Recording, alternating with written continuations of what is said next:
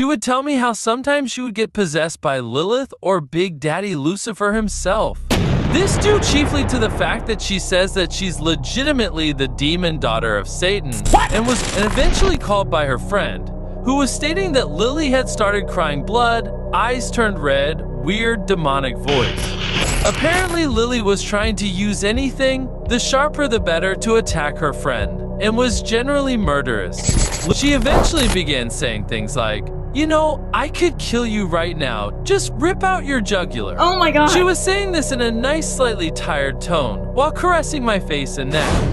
You see, this just happened a couple of years ago, during the September long weekend.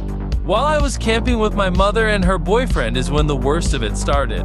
My parents are divorced, but this is irrelevant. I'll give you some backstory and call my girlfriend Lily. I'd been dating her for a bit over a month, and not much in the Department of Strange was happening, and I was happy as hell, which would be a very poor choice of words later on. I had a smoking hot redhead girlfriend that I hung out with and made out with a lot, so I was happy. She was pretty smart too, which was a bonus. But as I said before, not too much was happening that was strange, but there definitely was some. She would tell me how sometimes she would get possessed by Lilith or Big Daddy Lucifer himself. This due chiefly to the fact that she says that she's legitimately the demon daughter of Satan and was really only 99 years old at the time. As a demon, at least, her body certainly didn't show the age. At first I passed this off as her schizophrenia until things started getting creepy. One creepy occasion of which was when I was texting her one night while she was having a sleepover with a friend. After an unusually long pause on her end between texts, I ask if she's there, only to be texted and eventually called by her friend, who was stating that Lily had started crying blood, eyes turned red, weird demonic voice. The whole demonic possession bit. At which point I called bullshit, which is when she called me.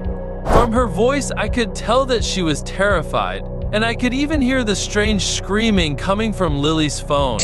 Apparently, Lily was trying to use anything, the sharper the better, to attack her friend, and was generally murderous. Lily's friend eventually told me that Lily had calmed down and fallen asleep.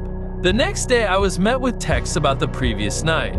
Lily confirmed that it was true, and she had been possessed, but nobody, aside from herself, who cut her hand on broken glass trying to use it as a weapon, had been injured. The alarm in my head was going crazy at this point, but I didn't care because she was hot, and I thought that I was in love, so I wanted to help her rather than run. Bad move. Over the next month, things had calmed down a bit, aside from an almost identical repeat of the last incident, but with a different friend. After a calm period and generally being happier because I now got to see her every day at school. This is where the worst of it begins. On September long weekend, I went camping as I told you. Lily only spent a single day with me, and I was happy as I've ever been that day. We ate burgers by the fire, then went for a walk through the campgrounds. Lily and I had found a clearing just off the road, but still concealed, and near a small lake. We proceeded to spend the next half hour making out and generally doing what hormonal teenagers do, but then we headed back to camp. We had decided to go swimming in the crystal clear, 100 feet deep lake that was just a 2-minute walk away. Still nothing abnormal was happening, and I was just having a blast. I got to see her in a white bikini of which she was smoking hot in, fool around with her on a floating diver's dock just 30 feet out into the water. She feigned being cold and had me wrap my arms around her and rest my shin on her shoulder while kissing her. The day was perfect. Until our second walk. After we went swimming and dried off, we had a few hours left and decided to spend them in the little clearing we found. It all started off well. More hand-holding, kissing, and her laying on top of me for 2 hours, stick her tongue in my mouth. When we were nearing the time of which we had to go back to camp, so that she could get picked up by her dad and go home, is when the crazy jump started. She had started picking up nearby twigs and saying things like, "Imagine this was the neck of humanity, so brittle and weak."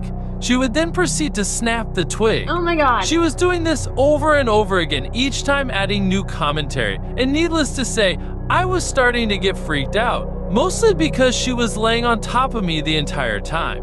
She eventually began saying things like, You know, I could kill you right now. Just rip out your jugular. Oh my god. She was saying this in a nice, slightly tired tone while caressing my face and neck. Enough was enough. Time to get the f out of there.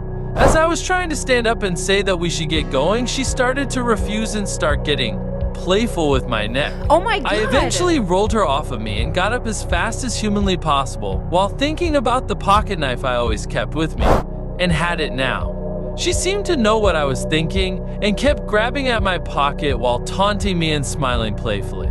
She kept blocking the path out of there. She got a bit more aggressive and really starting to attack me. Thankfully, I spent 5 years in martial arts, and it was pretty easy to counter her without hurting her and hold her, restricting her arms, so I could get of there. I walked her out with her struggling. Then when she got too much to handle, I let go. She quickly lost interest in me and started making these weird little figures with twigs and leaves. When I asked her what she was doing, all she said was, "Signaling the invasion." That's the last real contact I had with her for a while, due to my mom picked us up when she came looking for use in the car. Sorry for my blabbering. I'll update tomorrow with everything that happened afterwards.